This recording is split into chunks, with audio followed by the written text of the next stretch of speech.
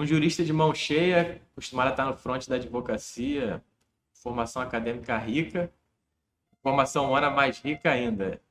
Esse é José Roberto Castro Neves, meu xará, que a gente vai conhecer melhor em primeira pessoa hoje. Zé, em meu lugar, obrigado por ter topado, meu Imagina. querido. Esse bate-papo, sei que a tua agenda é corrida e você sabe que eu te admiro pra caramba. Pois é, Obrigado por obrigado estar aqui. pelo carinho, a admiração é recíproca, você também sabe disso. É um prazer poder participar dos milhões de eventos que você distribui e generosamente faz aí para a turma. Obrigado, Zé. Não, você Obrigado a está você sempre com pelo as portas convite. abertas. Obrigado.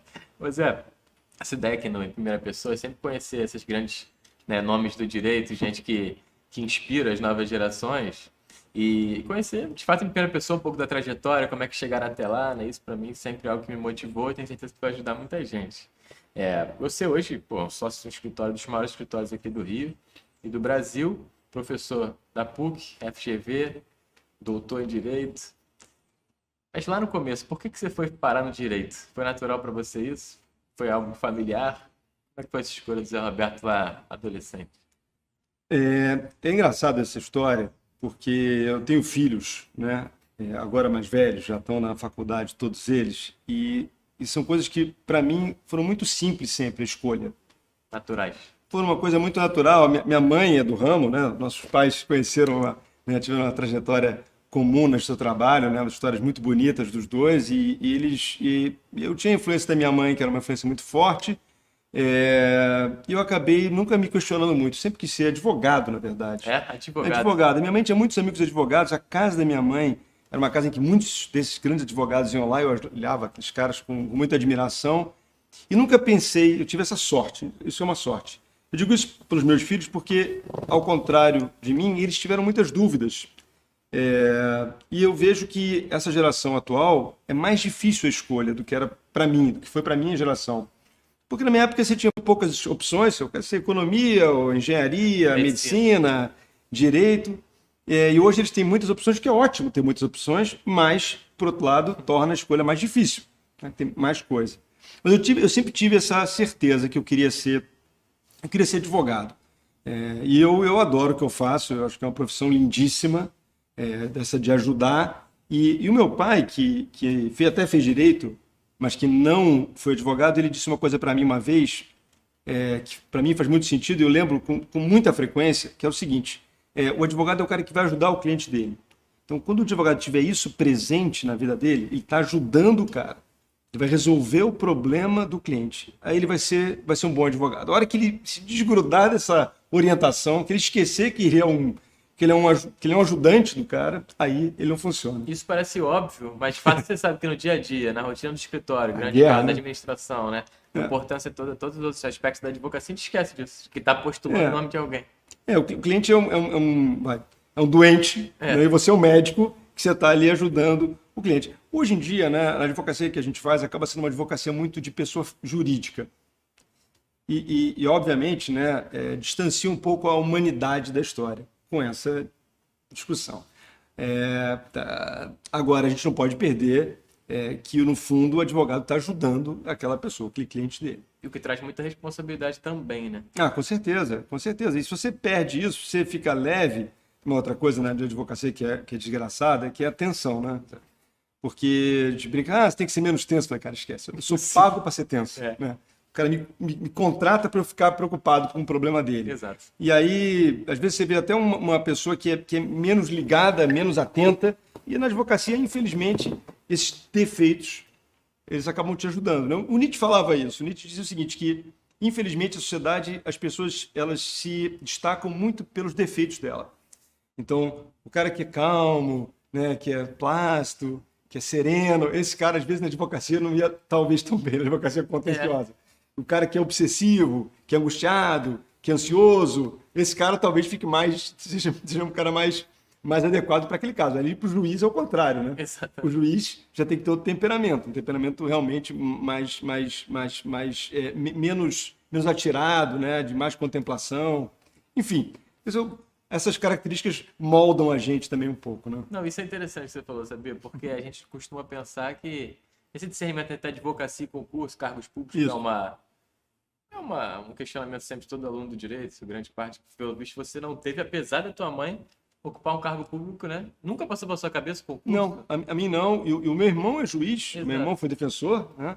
E depois juiz, e eu tenho uma admiração incrível. Minha irmã é advogada também, mas não. E eu acho que é isso aí. Tem uma coisa na vida, né, Zé, que a gente se entender melhor, se compreender, o autoconhecimento para perceber como é que você vai ser feliz, né? Eu acho. Você vê, às vezes, advogados que têm um temperamento que esse cara tinha que ser juiz, né? Esse cara tinha que ser defensor. E o cara não vinga na advocacia? Até vinga, depende. Às vezes o cara é muito inteligente, o cara é bom.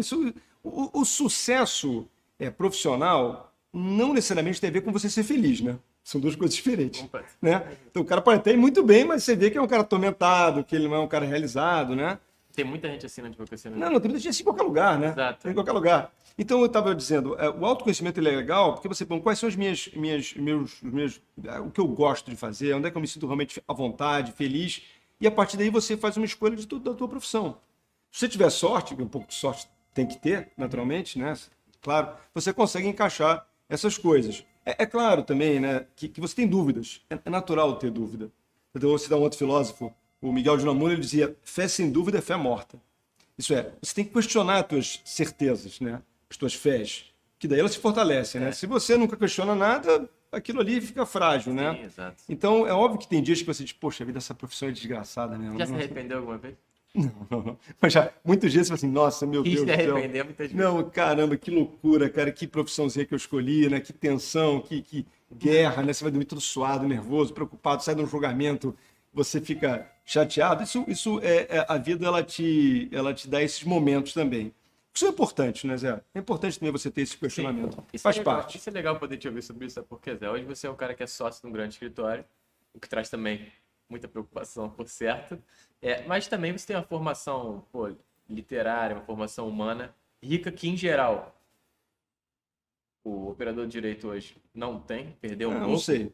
Tem muita gente com uma formação extraordinária. Aliás, o direito é um lugar onde se encontra pessoas que realmente estudaram e eu acho que, enfim, me fascina isso, né? Mas a dificuldade que eu te perguntar é a seguinte: como manter um ritmo na advocacia, com todos esses aspectos, né? Porque a demanda é muito grande, maior do que no cargo público em geral, pelo menos a demanda da responsabilidade, dos prazos, da prestação para os clientes, que é um aspecto que, por exemplo, eu não tenho na defesa, e o prazo é em dobro. Você tem chefe, né? Você tem chefe, né? Exato, tem chefe, tem que prestar conta, né? É diferente. Financeiramente, você depende mais do resultado do Depende que mais do do cargo resultado, público. Então, com isso certeza. por si só traz uma responsabilidade. É verdade. Né? Mas como conciliar isso com uma vida de estudo mais holística, mais ampla? Né? Você também é um cara que, apesar de tudo que você está falando aí, é um cara que está sempre tranquilo.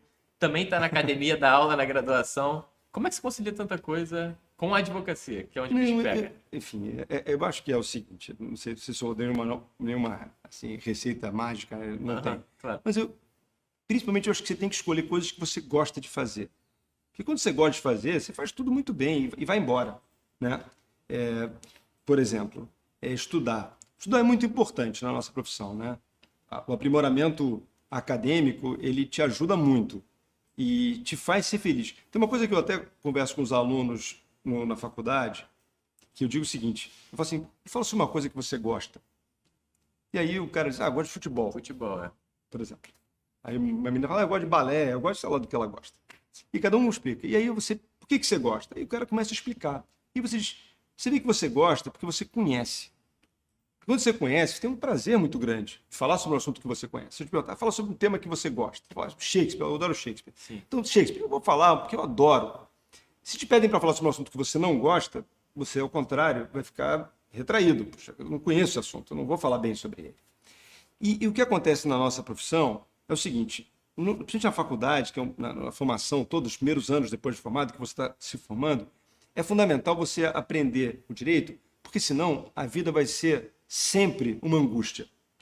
Você vê aquela pessoa, aquele profissional que não se formou adequadamente, tudo para ele é difícil. Ele vai passar o resto da vida sofrendo. Porque ele vai para o trabalho nervoso, porque vão perguntar uma coisa para ele que ele não vai ter segurança. Exatamente. Ele vai ficar a vida inteira sendo um refém daquela falta de conhecimento. Então, a gente está falando sobre felicidade, né? Mas faz parte da tua felicidade conhecer o que você faz. Você imagina um médico que chega doente, ele tem insegurança de saber diagnosticar qual é o problema, é uma desgraça para a vida dele. E eu vejo que o profissional feliz é aquele profissional que estudou. Então, estudar passa por um caminho da felicidade. Para um caminho de chegar e eu conheço a matéria. Então, eu vi uma questão, Você conhece muito o processo. Eu estudei muito o processo, mas não conheço como você. Mas sempre falava, vou lá, vou estudar, vou informar. Eu estudei mais direito civil. Claro que conhecimento é uma coisa que você sempre aprende alguma coisa, mas é um tema que você fica mais seguro. Sim. Né? Chega o tema e diz, poxa, isso aqui eu conheço, isso aqui é isso assim. E você está tranquilo. Né? Então, estudar tem a ver com essa felicidade. E aí você está dizendo, fazer o que você gosta. Eu, por exemplo, gosto muito de ler. Eu gosto muito de música também, né? Agora eu tenho vários interesses, então, mas eu procuro fazer o que eu gosto. E é óbvio que na profissão também tem horas que uma parte você não vai gostar também. Mas aí não tem jeito. É do jogo também. Né? Agora, quando você perceber na tua vida que você está a maior parte do tempo sendo infeliz, talvez seja hora de você até mudar de profissão, né?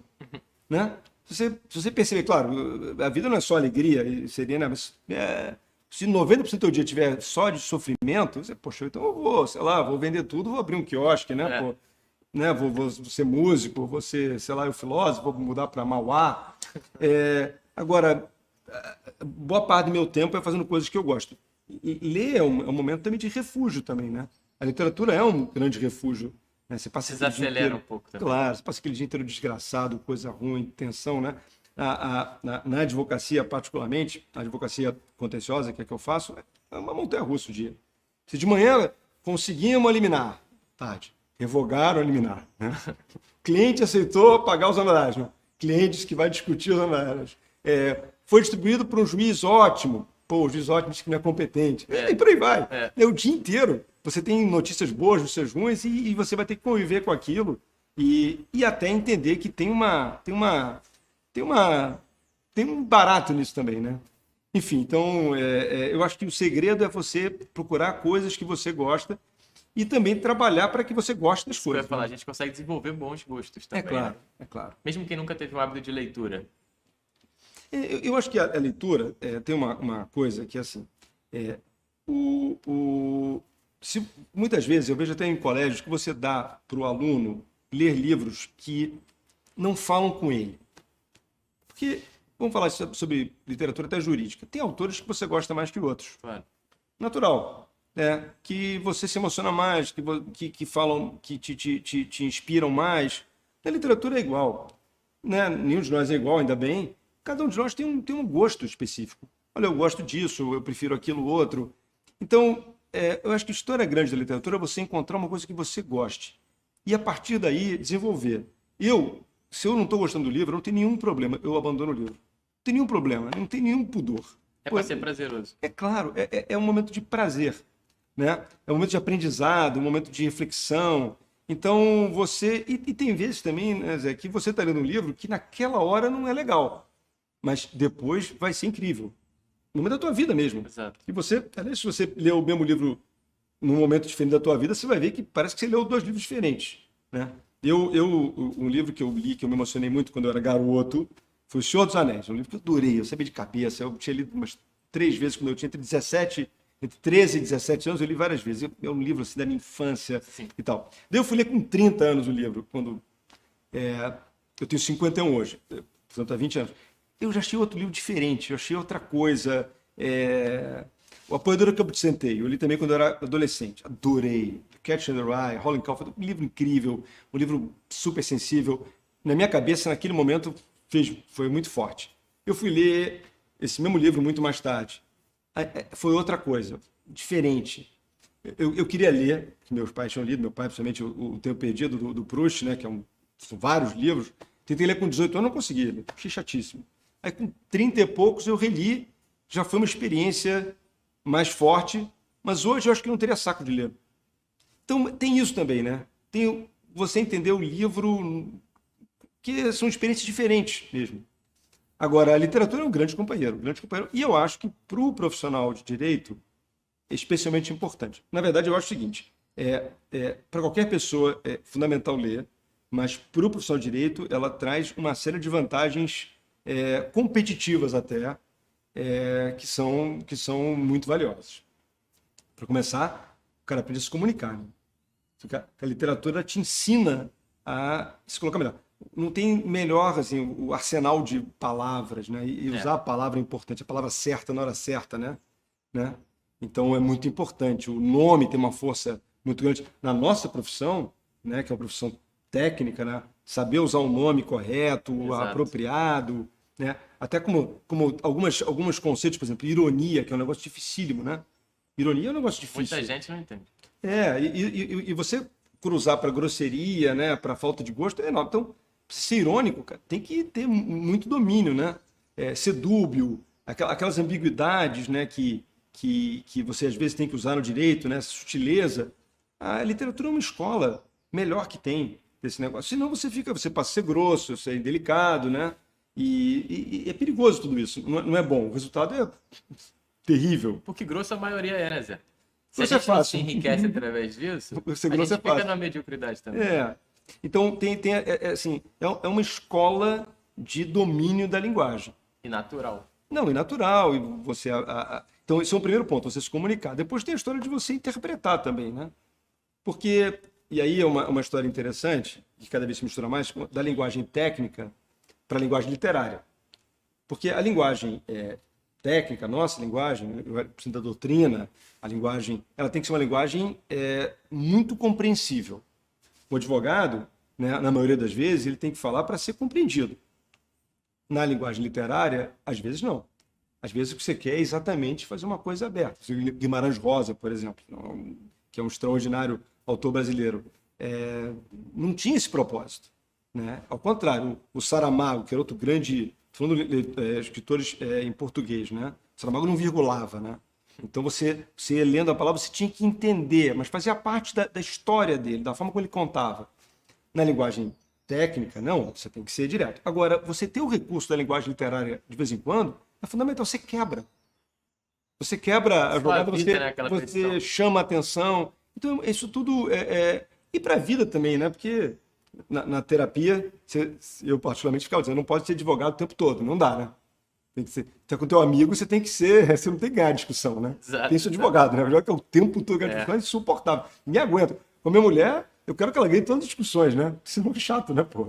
Isso é engraçado. A gente também, a literatura enriquece a gente até para interpretar, como você está falando, e compreender nós mesmos, nossos impulsos, sentimentos. Não. Tem um amigo meu que é psiquiatra e ele atendeu um cara longamente, assim, na análise, e ele falava, eu tô chegando em casa muito estressado, vou terminar meu casamento, etc e tal. Ele falou, tá, me conta o teu dia.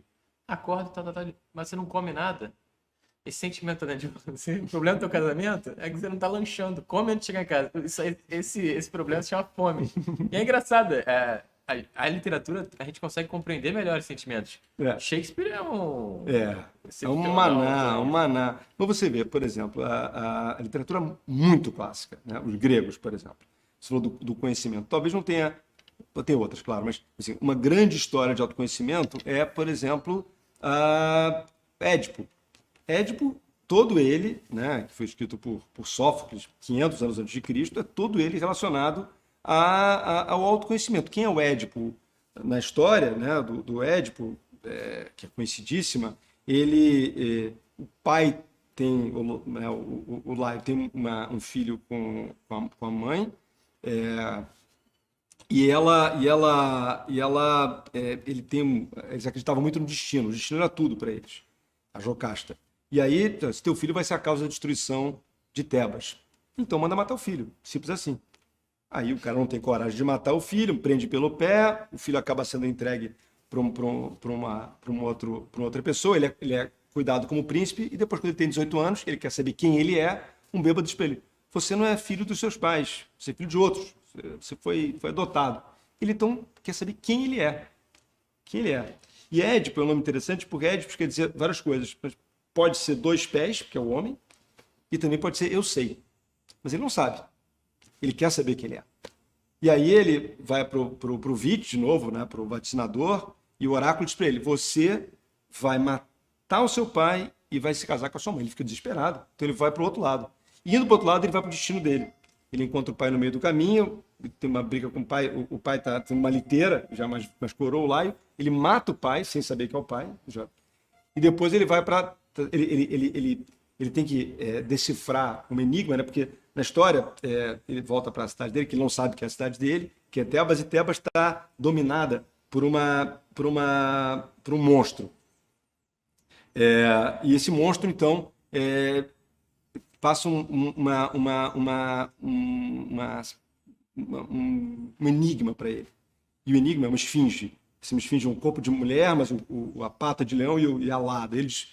Você tem que dizer o seguinte, o que tem, qual é o enigma? Ela fala, decifra-me, eu te devoro. Isso é, ou você acerta o enigma ou eu te mato. E aí ninguém consegue entrar e sair de Tebas. E aí ele passa o seguinte enigma, o que é que de manhã, qual é o animal, na verdade, que de manhã tem 4 patas, à tarde tem 2 patas e à noite tem 3 patas. E o Édipo diz, eu sei, é o homem. Como é que ele volta para o homem, né? Volta para o homem. Porque o homem de manhã engatinha, à tarde ele tem as 2 patas e à noite ele tem a bengala. Ela mata a esfinge se mata, obviamente, porque ele decifrou, e ele entra na cidade e casa com a jovem, né, mãe, a Jocasta, que não sabia que era a mãe dele, que tinha ficado viúva, porque ninguém sabia onde estava o rei. Ele casa com ele, tem 4 filhos. 4 filhos com ela, como você, 4 filhos. Uma delas é Antígona, inclusive, que depois tem uma outra história linda, né? Mas enfim, os 4 filhos que ele vai ter, tempos depois, peste toma conta de Tebas, e aí vem, poxa, por que a peste está aqui? O oráculo diz, porque o assassino de Laio está solto. E aí o Édipo começa a entender quem ele é. Ele não sabe quem ele é. Na verdade, esse mito do Édipo é um mito do autoconhecimento. Ele quer descobrir quem ele é. E descobrir quem você é importante. A gente estava falando aqui, voltando ao tema, né? Saber quais são as suas aptidões, quais são suas fraquezas, né? Qual é o seu golpe forte, né? Isso é importante. O que te faz feliz de verdade, né? E também até tirar muita futilidade, porque esse mundo hoje tem muita coisa que fica ao redor, mas não é o importante, né? Não é aquilo que realmente vai te fazer feliz. Vai te dar uma satisfação, talvez momentânea, mas não é aquilo que vai te fazer dormir bem, estar com as pessoas que você gosta. Isso é uma literatura, então, está fazendo aqui o Édipo, e numa literatura super clássica. E aí tem vários outros exemplos, né, de questões dessa natureza. Então, sim, o autoconhecimento, a literatura é cheia de exemplos, né? Exato. Zé, uma pergunta aqui, pensando assim, né? Eu sempre me pergunto isso também. Mas imagina alguém que esteja assistindo essa entrevista, ou é um advogado, ou um aluno de graduação, enfim, alguém já na vida mais adiantada e falar, estou cansado dessa minha existência meio fútil, meio vazia, gostaria de me enriquecer na literatura, gostaria de elevar minha alma e me edificar. O que você recomendaria, assim, uma perspectiva prática mesmo? Como começar a ter um hábito, né, de ter uma vida aberta para as artes? Como fazer isso com tanta, hoje, sedução banal, fútil da televisão que abre, o Netflix ali, o celular, as redes sociais, o tempo que a gente perde com nada, um saco de nada no final do dia. O que você recomendaria, assim, se pudesse dar uma dica? Olha, é difícil essa, porque tem muitos caminhos aqui, todos chegam no mesmo lugar. Mas, por exemplo, um cara muito legal de ler, eu acho que é o Machado de Assis aqui pra gente. Muito legal. E principalmente, já é a última fase, né? Memórias Póstumas, Sim. Dom Casmurro, muito divertido. Gosto Né? irônico pra caramba. Muito irônico, um domínio da língua incrível, né? Escreve muito bem, escreve direto, né? Essa também, né, cara, que também é o outro grande gestor da língua portuguesa, né? Esse é talvez um caminho. Primo Basílio, tem uma história que eu vi outro dia, engraçadíssima até, sobre uma fofoca, na verdade, do Essa e do Machado, que esses títulos foram contemporâneos. Claro, um no Brasil, que era o Machado, e outro Essa. Eles tinham histórias de vida muito diferentes. O Machado tem uma origem mais humilde e o Essa uma origem mais jovem. O pai dele era desembargador, como nós. O pai foi desembargador.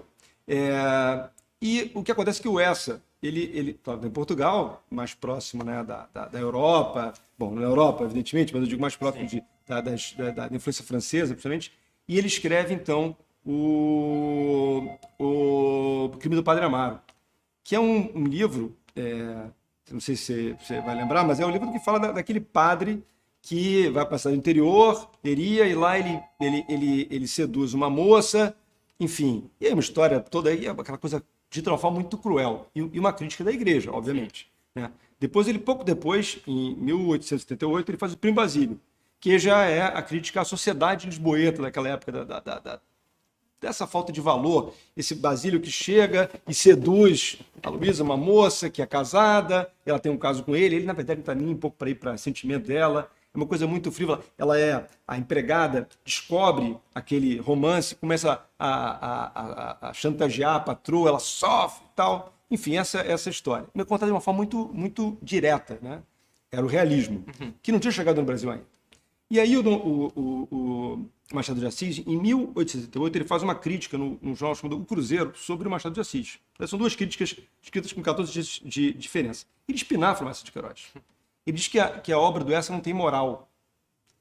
Que não tem moral e tal, porque aqueles personagens são ditos de uma forma muito rasteira. Enfim, ele esculhamba o Eça de Queiroz, o Machado de Assis. E naquele ano ele lança Yaya Garcia, que é um romance bobinho. Muito bem escrito, mas um romance. Triângulo amoroso, um romancezinho, não tem traição, é só aquelas coisas. E aí é engraçado, porque essa é a fofoca, porque eu não sei se aquilo ali era o seguinte, uma especulação agora que é pra gente se divertir aqui. O Machado foi casado com uma moça chamada Carolina, que era 4 anos mais velha que ele, era portuguesa. Essa Carolina veio para o Brasil porque ela teve uma dissolução amorosa. E ela adorava literatura, Carolina. Adorava literatura. E ela branquinha, e vivia dedicada ao Machado, inclusive. E ela saiu por conta dessa desilusão, que muitas pessoas dizem que foi do Eça, em quem ela conheceu em Portugal. Então, a discussão é se o Machado escreve essa crítica por despeito mesmo, né? Ou se é um ciúme da mulher que dizia, pô, esse cara é genial. Mas o fato é que isso é 1878. Em 1881, ele dá uma virada na carreira dele e escreve Memórias Póstumas, que é o realismo. Quer dizer, ele critica, mas com um cara inteligente, ele percebe a inteligência, né? a sensibilidade ali, e parte uma obra que é brilhante. O Memórias Póstumas, ele dedica ao verme que vai comer, né? É o defunto autor, né? Ele escreve da morte, né? É um livro incrível. Esse é um livro que eu acho que, enfim, quem nunca leu Machado, é um livro legal de ler, né? E de entender como é que era. Mas tem livros hoje que são muito assim, mais modernos, que são muito interessantes. Um cara muito legal é um cara chamado Philip Roth, não sei se você já leu. Ele tem um livro chamado... Tem vários livros, é um cara muito interessante. E tem um livro chamado A Marca Humana. Que é um livro que tem milhões de reviravoltas, é um livro muito bem escrito. Mas ele tem uma coisa que é assustadora para nós, professores, para você que tem um programa, que é um grande comunicador também, Zé, que é o seguinte, esse livro ele começa com a história desse professor, chamado Sil Collan, que ele numa sala de aula, tem 2 alunos que nunca vêm, e ele diz o seguinte, pô, esses caras aqui são fantasmas, spooks no original. Eles nunca vêm. Faz esse comentário totalmente na inocência, tá? Só que esses alunos, que nunca vinham mesmo, eram negros. E essa palavra, em inglês, ela tem uma conotação racista. E a partir daí ele é perseguido. Ele é perseguido e ele, ao contrário, era um cara que era pró-inclusão, era um cara, enfim, inclusive dava aula sobre literatura grega. O livro tem essa brincadeira. E aí ele acaba tendo que sair do college que ele dava aula, da escola. Porque a perseguição, as pessoas vão até você... Comentou assim. Cancelamento completo. E é interessante, né, cara? Porque isso assim, é muito a nossa vida hoje. O livro é incrível, porque depois tem milhões de reviravoltas no livro, que acontece, que eu não vou fazer aqui um spoiler, mas é outro livro também muito interessante sobre o mundo que a gente vive hoje, essa coisa, esse cuidado que a gente tem que ter, que é ok, que as regras mudaram, né? A gente não quer ofender ninguém, obviamente. Claro. E, aliás, isso é outra coisa, né? Que o direito e a literatura, na verdade, a forma de expressão se unem muito, né? No direito da literatura, que é o limite da liberdade, né? Que é um tema relevantíssimo, né? O limite da liberdade, onde você começa a magoar as pessoas, e onde vai a razoabilidade dessa sensibilidade, né? Exatamente. E hipersensibilidade, você não pode falar nada, né? Sim. E, enfim, mas é muito interessante. Então esse caminho da literatura tem vários, mas acho que principalmente é ler coisas que as pessoas vão gostando, e um livro puxa o outro, né? E criar um hábito. Me escovar o dente. Eu não sei, quando você é garoto, não quero escovar o dente, a mãe vai escovar o dente, né? E você acaba... Acho que a maioria das pessoas, hoje em dia, se você não escova o dente, você consegue deitar na cama, né? Exatamente. Você vai tomar banho, né? Se você chega em casa e não toma banho, você, pelo amor de Deus. Mas são hábitos saudáveis que você, de fato, estabelece e cria. E são muito positivos, né? Sim. Zé, e o último ponto aqui é o seguinte, além do grande leitor, você também é um autor. Autor jurídico, como muitos do direito, mas um autor também extrajurídico, né? Tem várias obras, ainda conversando com direito, mas sobre arte, sobre literatura, sobre música. Queria saber de você, e aí é uma pergunta minha mesmo, como é que você faz para escrever? Você tem alguma prática de escrita? Você organiza antes as ideias, aquilo nasce naturalmente da tua alma, porque tem obras suas que são uma grande catalogação de anos de leitura, né? Isso. O Espelho Infiel é fruto disso. Também é sobre os Beatles, a obra sobre Shakespeare e o direito, enfim. Como é que isso nasce para você? Assim, digo, essa vontade de escrever e mais que a vontade, na prática mesmo. Como é que isso sai de você e se torna um arquivo para mandar para a editora? Sim. Em que horas você faz isso? Não, mas isso sim. Não, a hora assim, a hora é fim de semana, muito. Fim de semana, sei lá. Acordo sábado, eu acordo muito cedo, vou lá, vou escrever e acabo vendo, e quando eu vejo, já o dia passou. Sim. Isso acontece com muita frequência. Às vezes à noite, assim, você vai numa pesquisa, vai. A ideia, obviamente, vem do caos, né? Uma hora surge uma ideia, pô, que legal, isso que interessante, e você faz aquilo com muito prazer. Os livros vão se reorganizando, né? Você começa a escrever de um jeito, depois ele muda para o outro. Ele faz... Eu acho que é muito importante você também dialogar, né? Você ter aqueles amigos fiéis, né? Amigos bons, né? Que você vai mandar. O que você acha disso aqui? Eu quero dizer, cara, tá uma porcaria isso aqui, cara. Ou não, pô, muito legal, mas isso aqui não tá tão legal. Você pode melhorar. Ter essa sorte de contar com um diálogo de amigos que te ajudam, né? Mas é muito. Não tem, não, Zé, é meio caótico, sim, mas ela vai ganhando corpo ao longo do tempo, né? Vai ganhando uma forma ao longo do tempo. E depois, essa coisa de escrever também passa a ser um amigo seu, né? É uma hora que você tá discutindo, que você está lendo uma coisa, isso, poxa, que interessante. Eu Você faço assim, anota quando lê alguma coisa interessante? anoto. Os livros todos anotados. No livro eu sempre anoto os livros, sempre lembro e vão me dando ideias assim. Então eu sempre anoto sim. Meus livros todos são anotados. Eu acho que anotar o livro você deixa o livro vivo. Eu adquiri na vida muitas bibliotecas, né? Assim, coleções de livros de várias pessoas. Você vai comprando sebo, eu adoro sebo, né? E é muito legal quando tem uma anotação. Eu comprei uma coleção de livros de um grande jurista chamado Neemias Gueiros. Foi um grande advogado. Ele já faleceu há muitos anos. Ele foi um sábio e, enfim, e ele adorava Shakespeare. Conhecia profundamente Shakespeare, tem um trabalho sobre o sonho de Shakespeare. E é máximo quando ele anotava do lado o que ele estava pensando. Esse que morreu, sei lá, em 1980 e poucos. E eu converso com um cara que escreveu ali do lado, né? Eu e o Gustavo Franco, a gente ficou com a biblioteca da Bárbara Leodora, de Shakespeare. E é um barato também, porque tem assim, milhões de anotações da Bárbara, que foi uma extraordinária conhecedora de Shakespeare. Então eu estou conversando com ela, né? Ela está anotando lá, depois ela pensou isso, caramba, Como aquilo um diálogo. aquela alma, né? E agora tá contigo. Então o livro, eu acho que quando você até anota o que você pensou no livro, você imortaliza o livro, porque quando ele vai passar para uma outra pessoa, e obviamente o livro vai passar para outra pessoa, eu sempre penso nisso, né? Os livros que eu tenho são livros que um dia serão de outra pessoa e vai usar positivamente. Aí eu faço uma anotação a lápis, eu também tenho uma coisa assim, sempre escrevo a lápis no livro, alguma coisa, isso aqui, um pensamento qualquer, acho que um dia alguém vai ler aqui e assim, caramba, é verdade, ou não, besteira, o cara falou aqui, tá louco, né? Mas vai criar aquela conversa. Então eu sempre anoto nos livros, Agora eu estou lendo um livro incrível até, chamado Estas Verdades, que é de uma historiadora americana chamada Jill Lepore, é um livro sobre a história dos Estados Unidos, que é um barato porque é um país feito por advogados, né?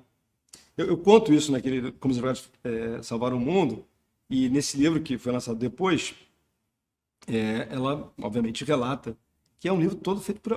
a história dos Estados Unidos é uma história de advogado. Aliás, esses presidentes mais recentes, mais emblemáticos, tanto o Clinton quanto o Obama, também são advogados, né? Formação de advogado. A história dos Estados Unidos é uma história de advogado.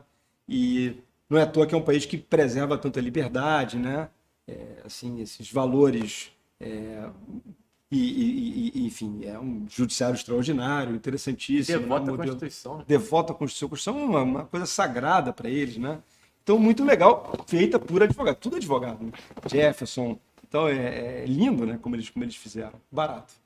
Zé, meu querido, obrigado por esse bate-papo aqui. Eu sempre aprendo muito contigo. Não tem nada disso. Não, de verdade, pô. É um prazer. Tenho certeza que o pessoal também vai estar inspirado aí a tocar uma vida mais frutuosa e mais intelectual a partir dessa conversa. Tá? Boa, boa, Zé. Obrigado por estar sempre portas abertas aí para mim. Sempre, cara, com você sempre. Obrigado, meu irmão. Fica com Obrigado a Deus. você, Zé.